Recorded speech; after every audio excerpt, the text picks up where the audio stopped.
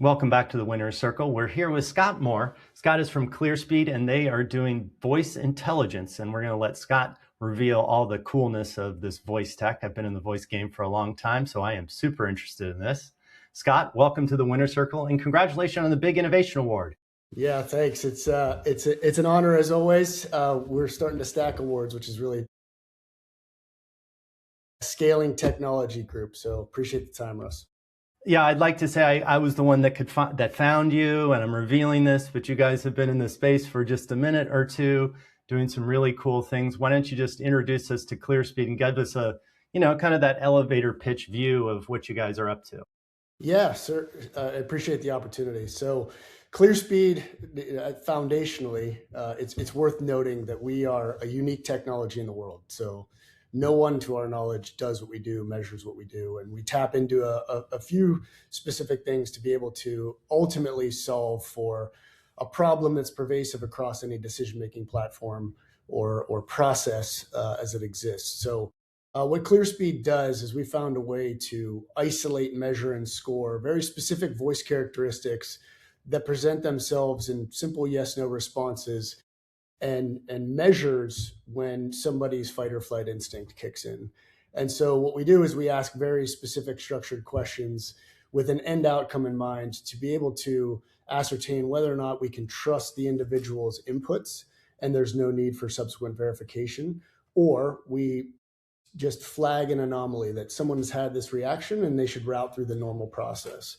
And so what we do is we can apply this technology really to any end industries around the globe. Typically, we have been focused on really two key verticals as we define them. One is the enterprise within our definitions, and that's predominantly insurance companies and banks. The other is what we call government defense and security. So think about assessment and selection with government entities around the world. And the stakes and consequences associated with the decisions made within those infrastructures are starkly different, right? Ensuring a special operations force can be, or an asset can be trusted, is massively different than ensuring a financial claim is paid at an accurate level.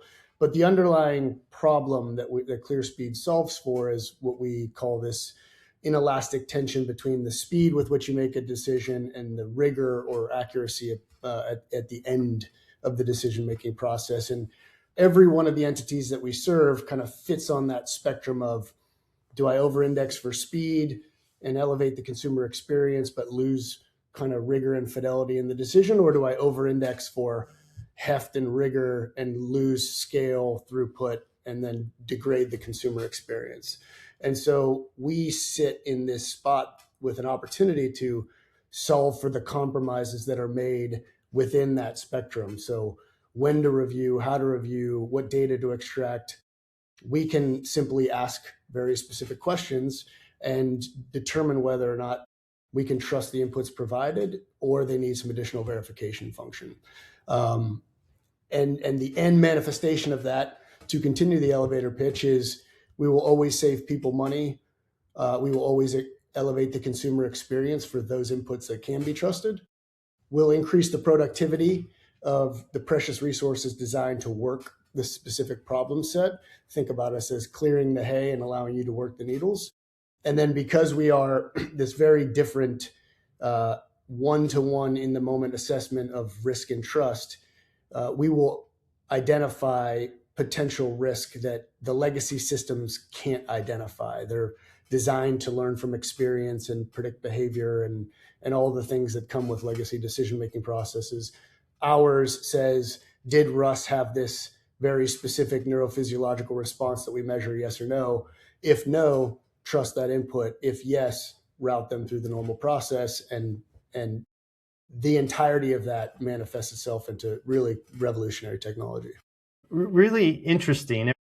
I mean, we've been doing this type of work online for a long time, right? It's that intent kind of data, that heck, your TVs watch you, they're watching what you watch, your web browser's watching what you click.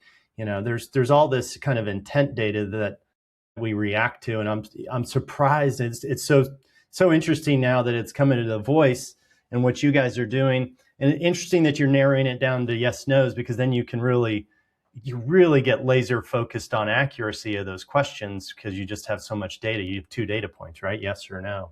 So super interesting. I want to talk through that. But let's step back for just a second. In practice, your customers, let's say, is a, I don't know, big insurance agency. Is this a customer service call coming in and now we're reporting a claim and we're asking yes, no's and trying to get the validity of the answers? Is that kind of the model for insurers? Yeah, so the use cases are really pronounced, and one of the things that I struggle with is focus, because we can do so many things for just so many different people. But if you boil it down to really 2 practical, simplified applications, the first is I can verify information much quicker and much less expensively than some portions within the process.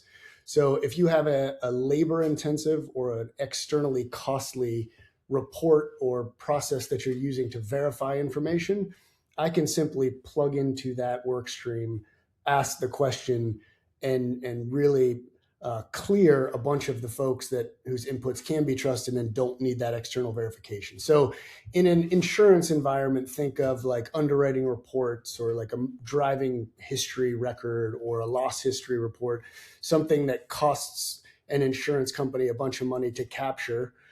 They would order it farther up in the process if they could, but they make the compromise to order it like when somebody's really about to bind a policy. We can ask them up front and then filter the folks that they really need to identify. So think about that in terms of like drug testing, external data, any manual intervention. We could just ask that question. Yeah. And the other use case is really around if there are gaps in the intelligence that there's no way to internally or externally verify, we can become a primary signal of intelligence that does start that if-then logic. So an example we use all the time is, you'd be surprised how many times living in the insurance world I've been asked, do you have a database of dogs with bite history, right? It doesn't exist to my knowledge. So we can ask, does your dog have bite history? And become a primary signal to maybe inspect that property.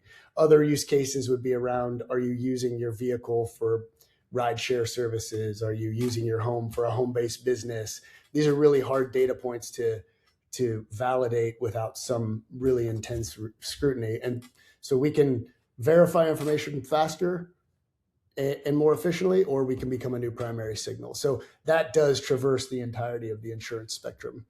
And it's interesting because I can think of about 1,012 use cases for this, right? I mean, from a marketing world, we were always constantly progressively profiling people, and now I've got a new avenue to do that, right? We're picking up data points from all over and trying to centralize that so that intent and more data about the person that you're picking up, from first party sources. You're not stealing it or buying it.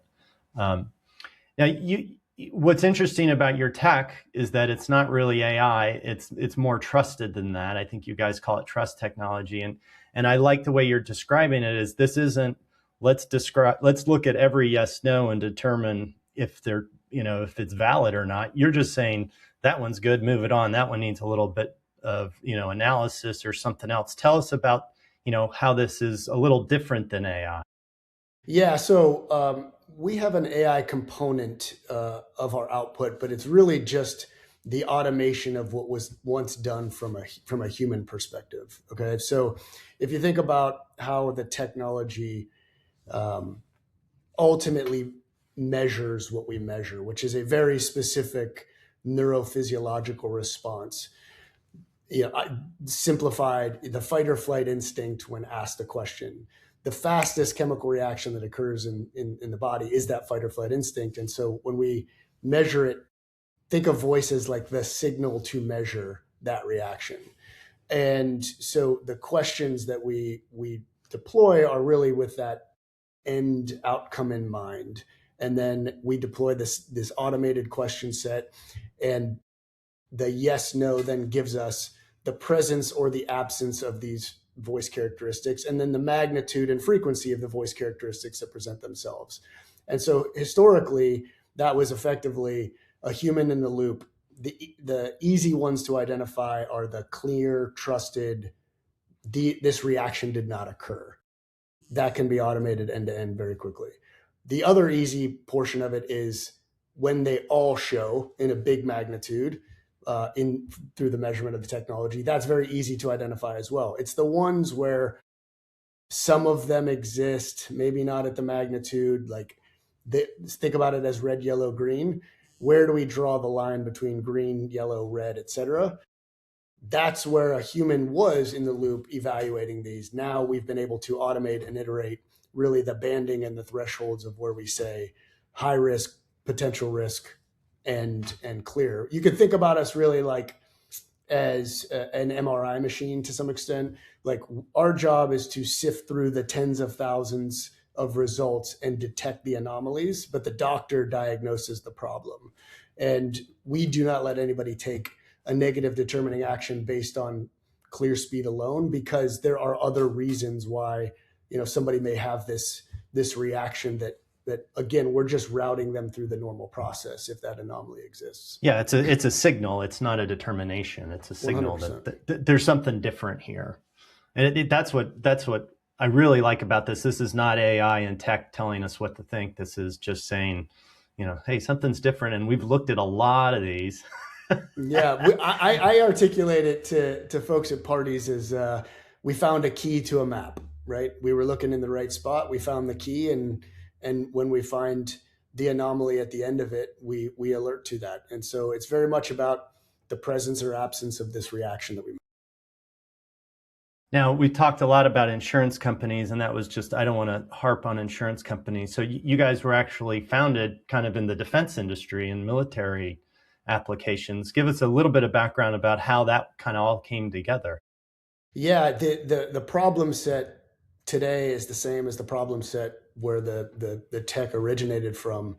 The stakes and consequences were just much higher. And so it really originated from the need to screen people with pace without losing the fidelity of the action. Because if you go too fast and get it wrong, people lose their lives. And so it really started with the need to find a language voice-based tool that was enabling scale and throughput without the compromise of the rigor. And it really originated with our founder, the founder of the technology, and our CEO, working together to solve for this problem, because they were looking for local assets to help the U.S. service armed men and women. But to screen them, it was months and really intensive, and interviewing friends and neighbors and polygraph tests and all the things that went into, okay, now this person is cleared. If they didn't do that, it was extremely risky. And so the need was a language agnostic, voice-based, easily consumable output that could be trusted. And that's where we got our founding. And the technology applies horizontally across any use cases. So when you say, forget the number, but 10,000 use cases that we could potentially use, it is true. The tech fires the exact same way. It's just, how do we structure the question and what are we trying to get out of the answer? Yeah, and what I like about kind of the platform again too is you're that signal, you're one piece of the puzzle. You're not relying on personal data, or you're not profiling based on culture or race or anything else. You're literally just taking the voice. What makes the voice such a culture agnostic kind of universal signal? It really is. So the voice is just the measurement function that we use, that signal that allows us to do this. So language doesn't really matter in terms of the measurement of the physical reaction, the neurophysiological reaction that we measure. It's purely used to administer the question. Can they understand it? Do they grasp the inherent stakes and consequences to the answer? To elicit this response, this physical reaction that is measured. And so the yes or no's are just to slot it. Did they admit to the thing, or is there something we should measure? And the language is just to allow them to consume it and understand it, so that the technology will actually respond or measure what occurs. So we're measuring a human response, not leveraging the language to be able to ascertain the output. We don't want or need any personally identifiable information. We just capture 300 milliseconds of a yes, no. That's enough to identify the reaction that occurs. And so we are truly, I think, the only agnostic in the moment one-to-one, did Russ have this reaction, yes or no, tool in the world. Well, and with the military foundation, you've got, people on a phone are one thing. Yeah. You're sitting down, maybe you're walking, you're not fighting, you're not doing anything stressful, and you've got that military experience. And I imagine, you can talk about it or not, the testing you did in stressful situations, unstressful situation. If you're calling in orders, yes, no is a real good, a real good measure of action. It's a good way to do that in a stressful environment. How did that, and you guys, I think, claim 97% accuracy, which is crazy for, it's just a yes, no, and what you can do with that. How did you validate kind of that accuracy? Yeah, so accuracy is an interesting question that we answer all the time, because the measurement of this neurophysiological response and the presence of absence of it doesn't necessarily tie to the outcome that you're trying to measure, right? So did we have a response and are they a fraudster doesn't tie out in terms of like the ground truth associated with the output. In that very specific study, it was evaluated against, it was used in the Department of Defense, now the Department of War, and we had known ground truth with known outcomes that we were able to connect those dots one to one. Wow. And so that's where that number in particular came from. And we have others that anytime we've gone up against a external report or a drug test or something where we could really tie the reaction and the outcome, you'll see the same or improved results. I argue and that if you have the reaction, we will measure it 100% of the time. If you do not have the reaction, we will measure it 100% of the time.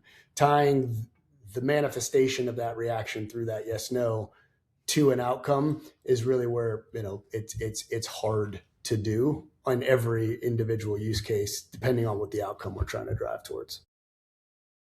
And I know claims like that, just from a business standpoint, are difficult. I was in internet services and high-end internet services for a long time when the internet was booming, and we were delivering 5 nines reliability, and people measure that, we measure it, and enterprises build on that type of thing. And it was always the customers was like say like, how do you measure that and how do you do that? It was, and they would question it because it was always so high. Yeah, it would right. almost like it would be better if it was 93%. Well, let's go 93. You good with 93? Because that's like a week off, instead of a couple of hours. And once you get to math, they're like, oh, okay. And how do you do that? Oh, with a lot of redundancy. So the 97 must be challenging to sell in conversations, but I imagine, in practice, you do a test or show some results, it's got to be a little bit of an easier sell. How are you getting beyond that kind of that 97% barrier? Yeah. So, and especially it's even harder when I say we measured 100% of the time. We get tripped up. I don't want to say tripped up, but I spend most of my time in the front end of a discussion, kind of chipping away at preconceived notions about who we are and what we do. And when people hear voice-based or risk assessment or some of those things, they try to draw the closest comparison that makes sense in their mind.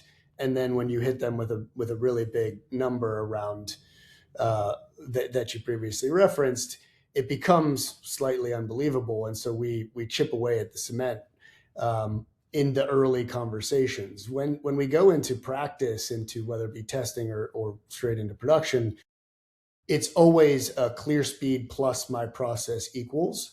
And that's really how we gain additional trust behind it.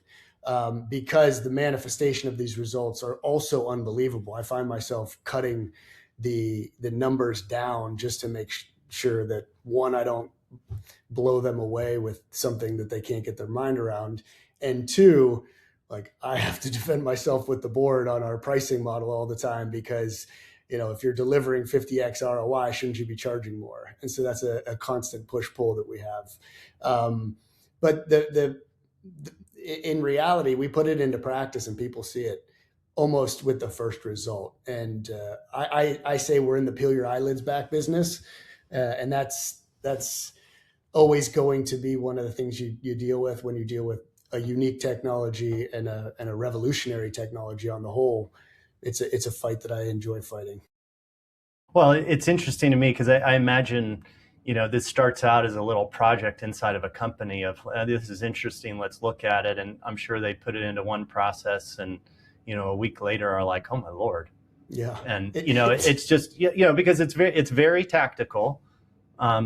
You're really going in and saying, where can a machine, do this better and faster with voice prompts or whatever than a human could. I mean, you've got to ramp a human up, and in these very complex kind of business processes like insurance and healthcare and the military, all sorts of stuff, right?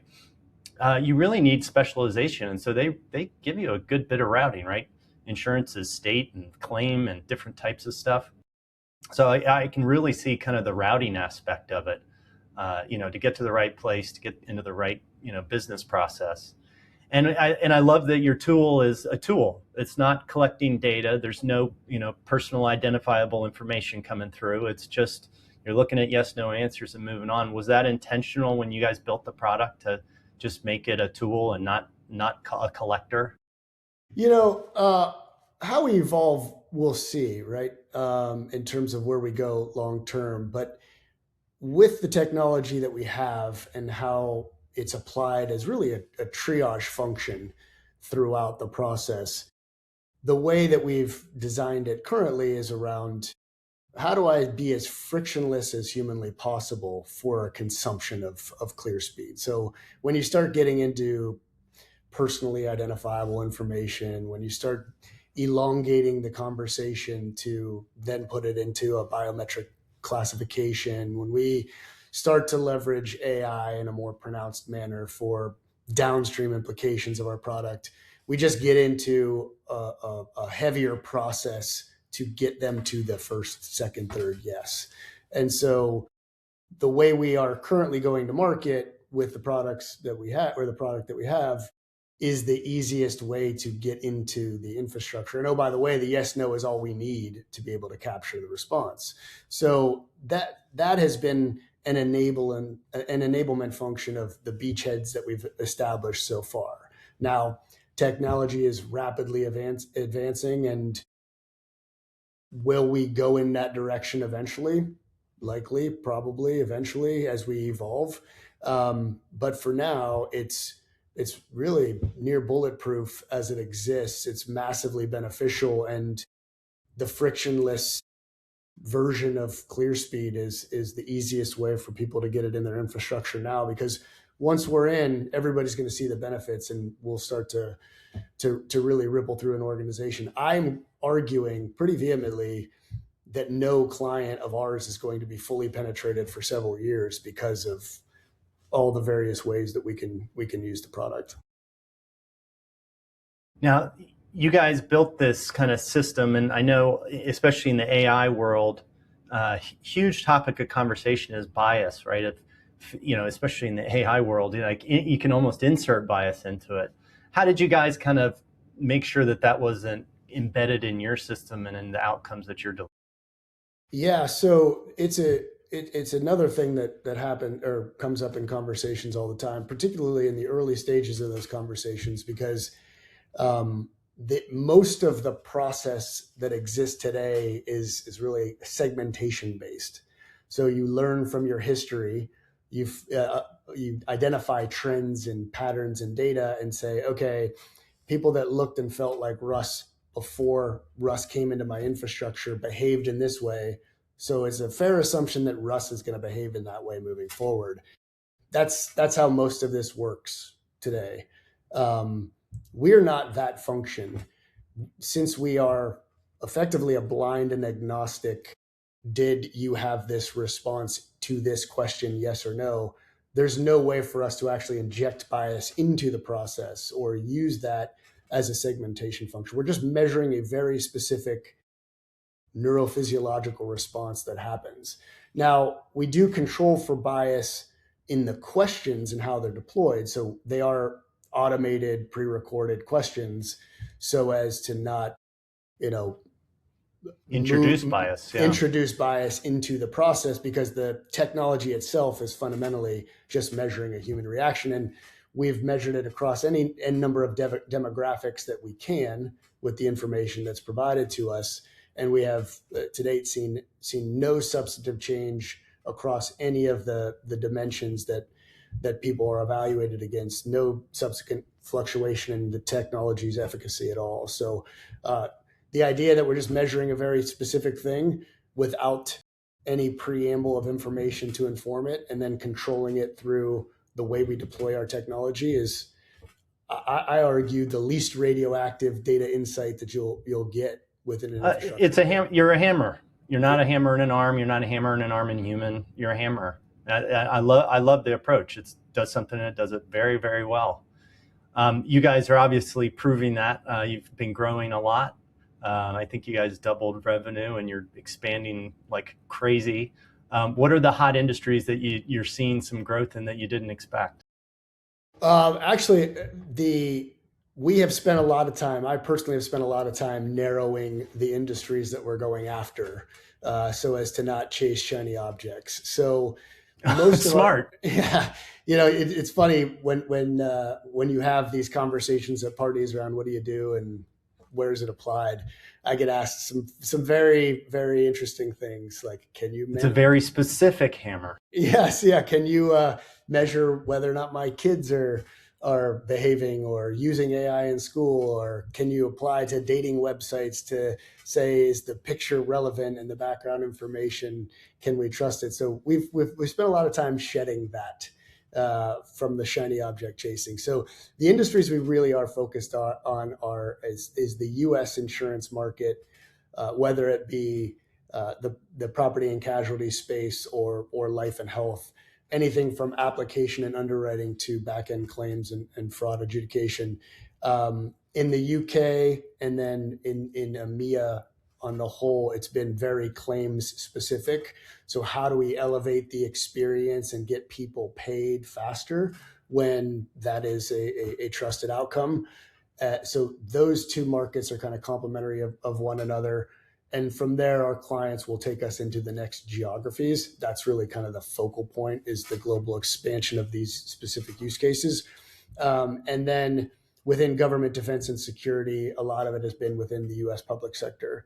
We do have global clients, but a lot of it has been around, think about the Medicare, Medicaid, tax returns and filing, Social Security benefits. First of all, we're not messing with anybody's benefits, but the idea is get people through a process faster. There's a one-to-one correlation between kind of the financial transaction world and that federal financial market. The other piece is around where we started, which is assessment, selection, recruiting of assets to service our men and women, and making sure that process isn't overly cumbersome, but also strict enough to keep nefarious actors out of the infrastructure. So we are very, very focused on financial transactions, elevating experience, fraud, waste, abuse initiatives, and bolstering the security of anybody that's designed to protect our nation.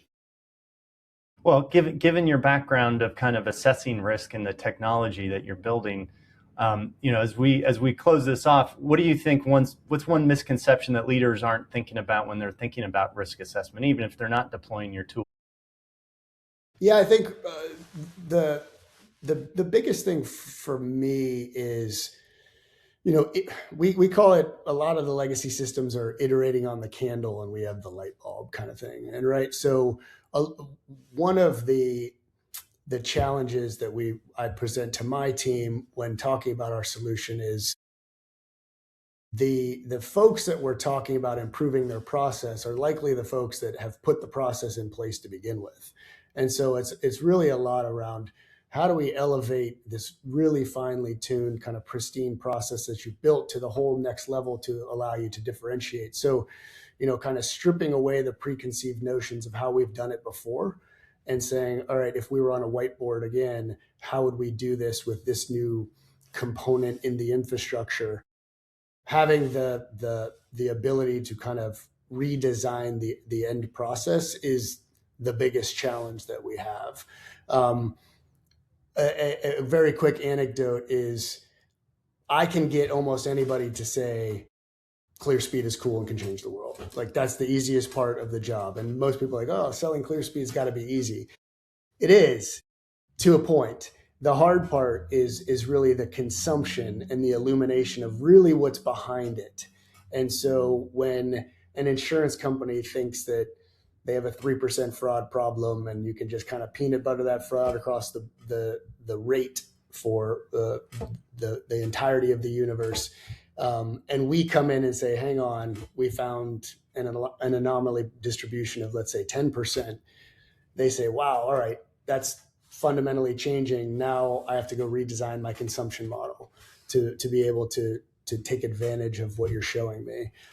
That's where stripping away the preconceived notions and kind of challenging the status quo is where we get our clients on a much faster trajectory to being able to solve for the inefficiencies that exist, the fraud, waste, and abuse that exist. But more importantly, we're designed to clear people, trust people, move through the process faster, and get benefits, payment, assessment done faster for those those inputs that should be trusted. And that's where we spend most of our time. I'm not sure if I answered that question appropriately. No, you did. And it's ripping out trusted business processes that are generating, billions or transacting, billions of transactions or dollars is a challenging thing to do, and any piece of that you're going to touch that's going to, waver at anything, a percentage is going to ruin their business model in these types of situations. So this is high risk stuff. So I get it. Super interesting tech, as you say. Let's install more of it. Let's get the fraud, waste, and abuse out of the systems, especially in the military. Yeah. Especially in intelligence. Let's keep the bad actors out of those channels. So Scott, very interesting conversation. Thanks for talking with us today, and congrats again on the win.